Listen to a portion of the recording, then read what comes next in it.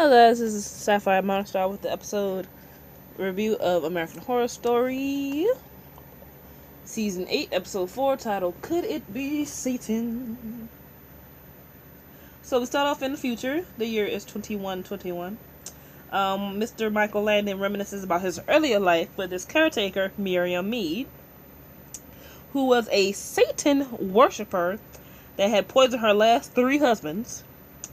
Langdon says Mead made him feel happy and protected, and tells Robot Mead that he asked for her to have his caretaker's memories in order to guide him. So I guess even the Antichrist has heart, That's somebody that the Antichrist cares about, And you probably wouldn't think would be possible, given the fact he's the Antichrist. But hey, even evil people gotta have love too. Elsewhere in the outpost, we see Myrtle Snow and Madison Montgomery explain to the resurrected Mallory and Coco that they had identity spells placed on them to protect them, blocking their memories of who they were. Cordelia Good tells Mallory that she is special and that the witches need her to defeat Langdon. Langdon appears before the witches and gloats that he has already won. Langdon says that that when he's done, they will all wish they were still dead. Myrtle comments that she did not picture the world ending with witches and warlocks. Flashback to 2017. At the Hawthorne School for Exceptional Young Men, which would later become Outpost 3. So the theory that some people had, I saw in some comments, was right that this is probably like an old boys school, which it was right. I was going more with like a secret society thing, but I guess it's kind of close enough. I mean, because technically, it's not really a society, but it was secret. So I was kind of close. The students study magic with their instructor, Mr. Chabliss, John Henry Moore, and Ariel Augustus. The Grand Chancellor awaits Chabliss with a video featuring a young Landon's execution of a Los Angeles police officer, detective, during an interrogation. Ariel believes that Langdon is a warlock. Moore is like, nah, it's not. That looks like some demonic possession to me. Like, nah, we ain't bringing him up here.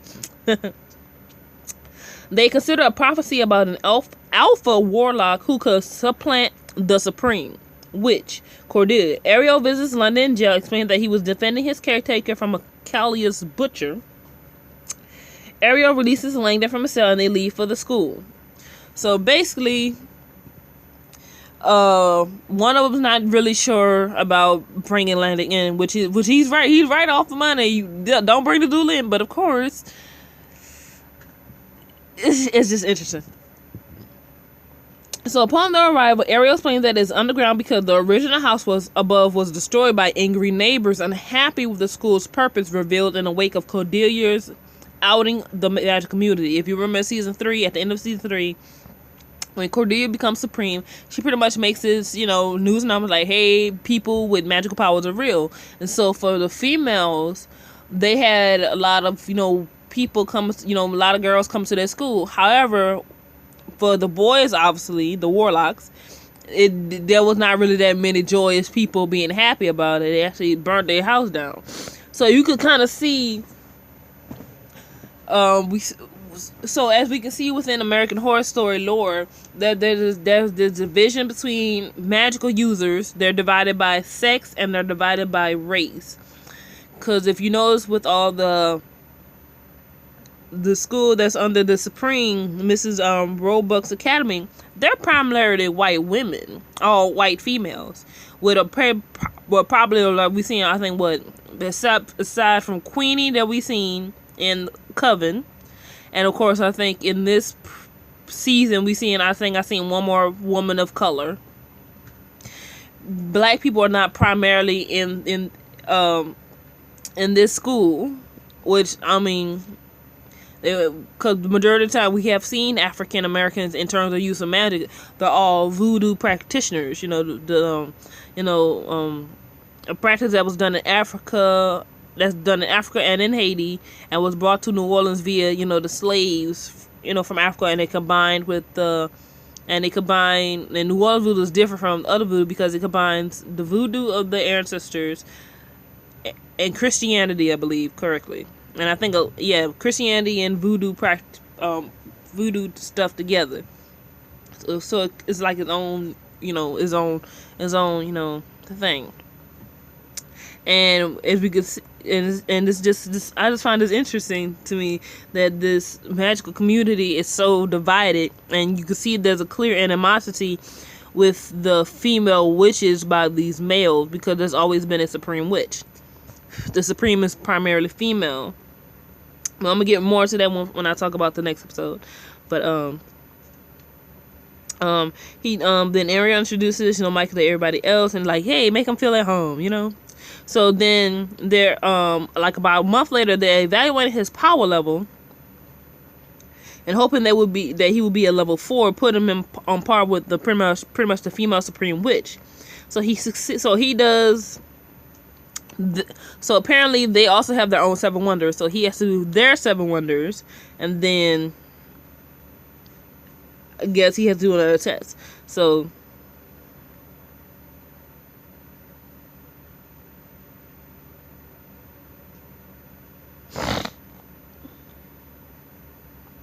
Moore is troubled that throughout the test that he did not follow instructions, and that he almost pretty much kills them with the last test by almost freezing the room, because he's supposed to just make it snow. He ended up almost killing them by making it freezing cold.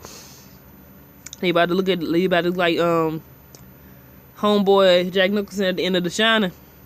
So back at the academy in New Orleans, we see Zoe teaching students to change the color of the rose. So then we see Cordelia observing Mallory change the color to blue, then making the petals fall off, and then they turn to butterflies. So obviously her powers is a whole new level, is a next level thing. So Myrtle enters shaking and announces that Hawthorne School for Exceptional Young Men has called an emergency council session.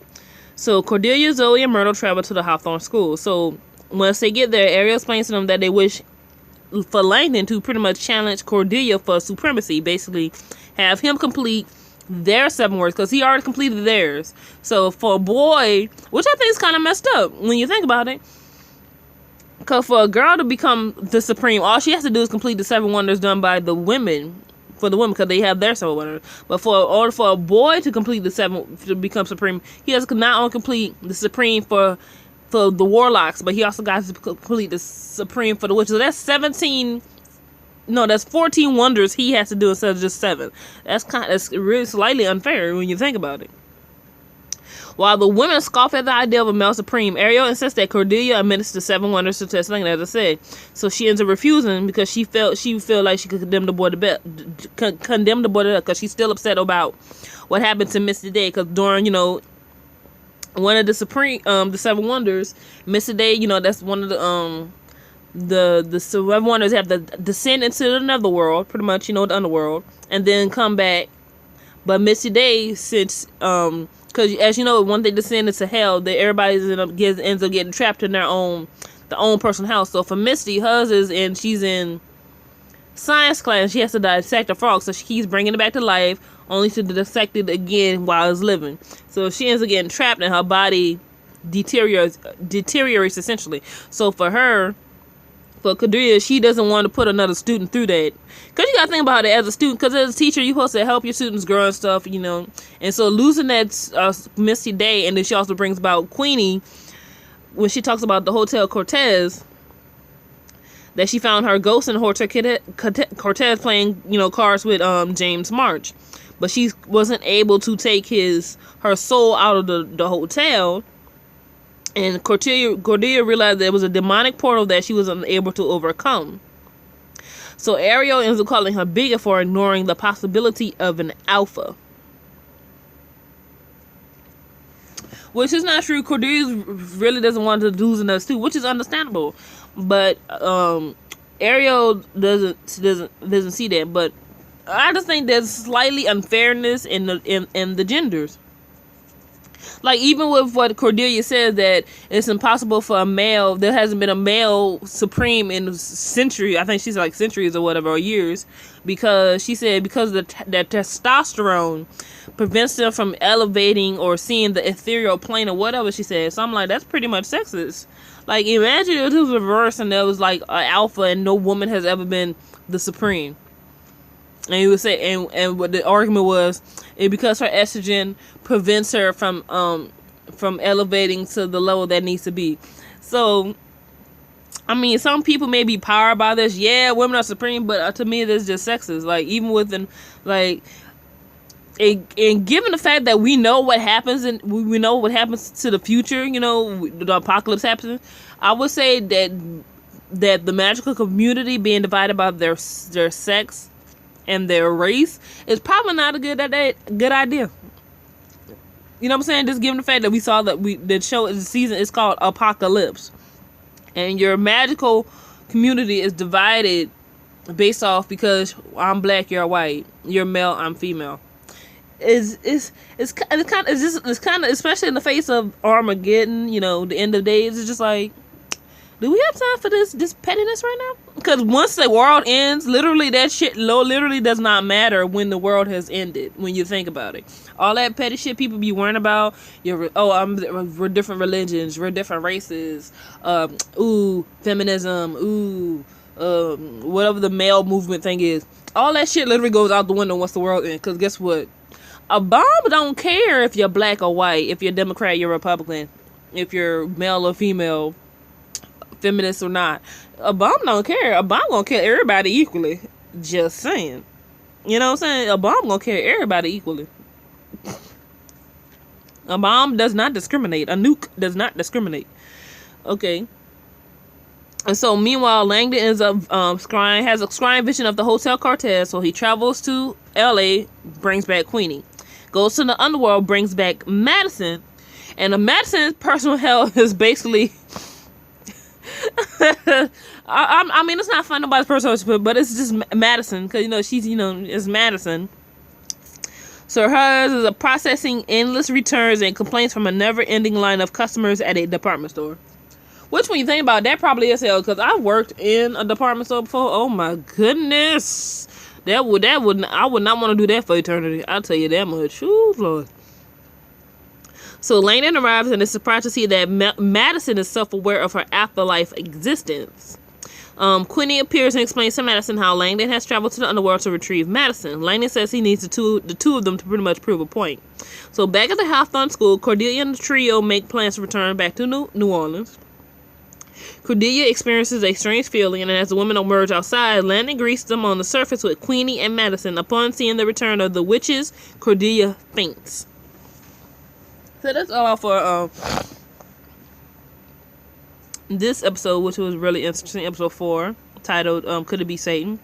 So, as I said before, you know, I would say the first 2 episodes, it was kind of, the show was slightly slow. I mean, but that's usually how it's supposed to go. You're not supposed to get into the juiciness yet. You know, you building a story. So, of course, it's going to be slow in the beginning, you know? That's how you build a story. Like, could you imagine you would still be reading Harry Potter Lord of the Rings if it had all the action right in the first book? No, you build the story. You're building a story. But anyway, this was definitely good. I'm about to review Boy Wonder next. So comment, rate, subscribe, and I'll see you guys next time. Bye.